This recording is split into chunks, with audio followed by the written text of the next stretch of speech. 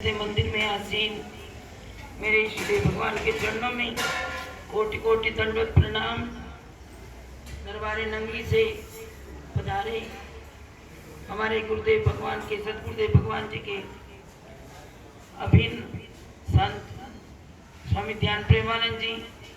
अभी आपने सुना कि गुरु दरबार में सेवाओं में अग्रणी है और कर्मठ है, अपने सेवा कार्य को पूरी दृढ़ता के साथ सब काम छोड़कर निभाते हैं। और आज प्रेम पूरा करने के लिए, नहीं तो हम लोग तो कहते हैं जी आज इतना बड़ा दिन है, आश्रमों को कौन छोड़ के आता है, लेकिन कहते हैं प्रेम के अंदर उन्होंने पहले बताया कि वो उस इतने बड़े कार्य को भी छोड़कर प्रेम पूरा। ये दादा गुरुदेव भगवान जी की कृपा कि जिन्होंने कहा कि नहीं यहाँ नहीं तारना और लोगों को भी जाके तारना, और उन्होंने संक्षेप में जिनका हम अवतरण दिवस मना रहे हैं उनके पूरे जीवन के विषय में आपको बता दिया। और इसके साथ साथ उन्होंने बताया कि एक संत को क्या करना है। जो हमारे जीवन का लक्ष्य है, ये मानव जीवन हमें मिला तो उसको अगर पा करके भी अगर हमने सदगुरु से प्रेम नहीं किया, भक्ति नहीं की, तो ये मानव तन पाना निरर्थक हो जाएगा। इसको सार्थक करना है, उन्होंने इसका मूल्य हमें बताया। और इसके साथ साथ क्योंकि जीवनी हमें पता लग गई, संक्षेप में थोड़े में ही बहुत कुछ हमें मिल गया, लेकिन सबसे बड़ी बात कि जो दादा गुरुदेव भगवान जी ने फरमाई, जिसकी ओर हमने जाना, जिस पर हमने विचार करना। एक बार क्या हुआ तो उनके चरणों में एक व्यक्ति आया और आकर उन्होंने प्रार्थना की कि गुरुदेव हमें शिष्य बना लीजिए। तो दादा गुरुदेव भगवान चुप हो गए, कुछ नहीं कहा। दूसरे दिन आया, उसने फिर वही प्रार्थना की, गुरुदेव मुझे शिष्य बना लो। जब ये बात कही तो कहते हैं दादा गुरुदेव भगवान घुमा फिरा कर बात कह देते। तो उन्होंने उसे क्या कहा, लुकमान हकीम का दृष्टांत दे दिया। कहने लगे लुकमान हकीम, उसके पास हकीमी के लिए बड़े लोग आते थे कि हमें भी इस विद्या के विषय में बता दो, हम भी ये कारोबार करेंगे।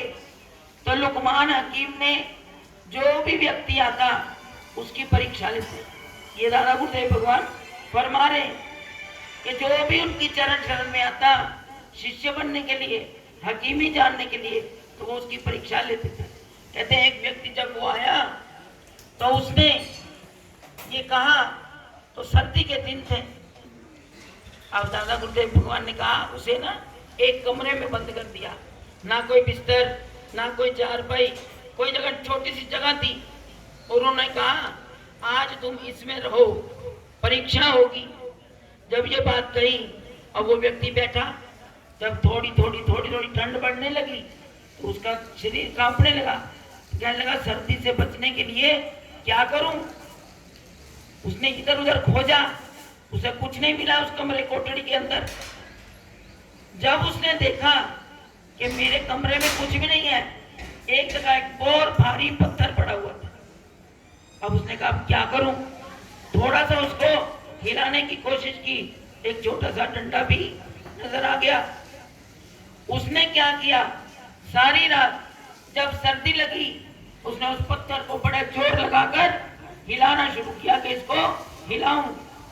उसको हिलाने की कोशिश की तो उसको पसीना आ गया, शरीर में गर्मी आ गई।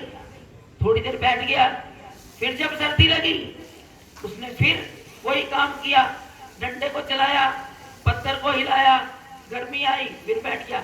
करते करते उसने सारी रात व्यतीत कर ली। सुबह वो जिंदा दरवाजा खोला कोठड़ी का तो बाहर आया। अब उस वक्त लुकमान हकीम ने कहा अब तुम शिष्य बनने के अधिकारी हो। उस व्यक्ति ने सोचा ये अच्छे गुरु शिष्य परंपरा है, ना पढ़ाया ना लिखाया ना कोई मंत्र दिया, कहने लगे गुरु शिष्य बन गए। तो उस वक्त लुकमान हकीम ने कहा इसमें बताने की क्या चीज है, क्या पढ़ाऊं क्या लिखाऊं, सब कुछ तो तेरे अंदर है। कहने लगा वो कैसे। कहते इतनी सर्दी थी, कोई और होता तो ठिठुर कर प्राण चले जाते, लेकिन तुमने सारी रात प्रयत्न किया सर्दी से बचने का, तुमने अपने आप अपना जोर लगाया, तुम्हारे अंदर तुम्हारी बुद्धि ने काम किया कि शरीर में गर्मी कैसे आएगी। उन्होंने जब पत्थर हिलाया, सब कुछ किया, मैंने तो तुझे कुछ नहीं कहा, ये ज्ञान तेरे अंदर था, बाहर कुछ नहीं। तू कहे कि मैं कंगाल हूं, नहीं। कहते हैं भीखा भूखा कोई नहीं, सबकी गठड़ी लाल, गिरा बांध देखत नहीं, इस विधि भय कंगाल। तुम कंगाल इसलिए हो कि अपनी खोज नहीं करते, तुम अंदर से भरपूर हो, वो परमात्मा तुम्हारे अंदर है, इसलिए बाहर खोजने की जरूरत नहीं, मुझे पढ़ाने की कोई जरूरत नहीं। ऐसे ही हमारे दादा गुरुदेव भगवान का जीवन था। उन्होंने कहा तुम्हारा दिल तो पहले ही साफ है, तुम तो परमात्मा से बने हुए इस संसार में आए हो जगत को तारने के लिए। हमारे दादा गुरुदेव भगवान, उनके पास कौन सी विद्या नहीं थी, कौन सी पढ़ाई नहीं थी, हिंदी उर्दू फारसी अरबी क्या क्या वो विद्या नहीं जानते थे। इतने प्रकांड पंडित, इतनी वो ज्ञाता अपने हर वेदों के, और उन्होंने क्या क्या नहीं लिख दिया। आज जो हमें संत जो साइंस बताती है, उन्होंने सब कुछ अपने इर्शादों में लिख कर रख दिया। डॉक्टर भी हैरान हो जाते, जब विमान नहीं था उन्होंने तब भी उन चीजों के विषय में कह दिया, डॉक्टरी विद्या के विषय में उन्होंने अपने ग्रंथों के अंदर लिख दिया। हमारे दादा गुरुदेव भगवान परिपूर्ण थे, लेकिन वो कहते थे उस परमात्मा का शुक्र करना जानो। हम वो नहीं करते, हम हमेशा कहते हैं, हमेशा हमारी शिकायत उस परमात्मा से रहती है, हर वक्त रहती है। हम कहते हैं हमारे भगवान ने कुछ नहीं दिया, हम ऐसे घूमते हैं। लेकिन एक संत कुटिया बनाकर बैठे हुए थे, तो वो व्यक्ति गया और जाकर प्रार्थना की, गुरुदेव मैं बहुत गरीब हूँ, मुझे कुछ दो। कहते कहाँ से गरीब है? उसने कहा अच्छा चलो, तू कहता मैं गरीब हूँ, एक बात है भगवान ने नहीं दिया ना, तो ऐसा कर मैं किसी चेले को कह दूंगा इसको 100 रुपया दे दो, पर तुम एक अपनी अंगुली काट कर उसको दे दो। चले ये तो नहीं हो सकता, इतना कीमती उंगली एक काट कर दे दूं तो मेरा हाथ, लोग क्या कहेंगे मुझे, अपंग व्यक्ति है। उसने कहा अच्छा 100 रुपए में गुजारा नहीं होता तो मैं 500 ले दूंगा, 500 रुपया दे दूंगा, एक आंख निकाल कर दे दो। परमात्मा ने कुछ नहीं दिया ना, एक आंख निकाल कर दे दो, 500 रुपया मिल जाएगा, गुजारा अच्छा हो जाएगा। कहने लगा नहीं, एक आंख दे दूंगा, दुनिया कहेगी कौन है, वो भी नहीं मंजूर। उन्होंने कहा करते करते सारे शरीर में सिखा, कोई एक अंग दे दो 1000 दे दूंगा। कहने लगा मुझे लाख भी दो तब भी नहीं दूंगा।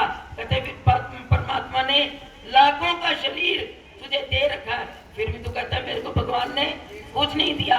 कहते अभी तो एक शरीर का हिसाब है, अरे हवा पानी धूप किस किस की बात करूं, परमात्मा तो तुझे हर वक्त तुझे भरपूर करके भेजा है, जो नाम दान दिया है उससे बड़ी तो कोई बात ही नहीं है। तो सभी महापुरुष हमारे गुरुजन इष्ट गुरु यही कहते हैं कि इस जीवन में जितना नाम जप लोगे तुम्हारा बेड़ा पार हो जाएगा, इससे बड़ी पूंजी और तुम्हारे पास कोई नहीं है। नाम धन जिसके पास है उसका जीवन तो मालो ही माल है। हम भजन बोलते हैं कि सतगुरु सानू धनवान बनाया, नाम खजाना साडे नाम लगाया। हमारे को तो वो नाम खजाना मिला हुआ है, जितना हो सके नाम जप ले। नाम जपने के बाद जो संतोष रूपी धन मिलेगा, उसके बाद जीवन में कुछ भी पाने की इच्छा नहीं रहती। हमारे गुरु महाराज जी ने ये रहम तो भरे दिन हमें दिए। प्रभात की अमृत वेला में प्रभु गुणगान करते हुए प्रेमी जन गली गली घर घर संदेश देते हुए अपने स्थान पर पहुंचते हैं। फिर गुरु महिमा के गीत गाए जाते हैं, संत महापुरुषों के प्रवचन होते हैं। हमें तो प्रेम की सत्ता में वो गोते लगा रहे हैं। जितना हम इन घड़ियों का लाभ उठा लेंगे तो हमारी झोलियां सदा सतगुरु की रहमत से भरपूर रहेगी। तो अभी कहा जा रहा था कि आज की प्रभात फेरी, अभी महात्मा जी ने सारे बाबू कस्तूरी लाल जी जो उनका पहला नाम था, करते करते जीवन में, पहले जीवन क्या था वो भी सबको पता, लेकिन उसके बाद जब सदगुरु का जो जो संगत की, सदगुरु का रंग चढ़ता गया, उन्हें जीवन की निस्सारता का बोध हो गया।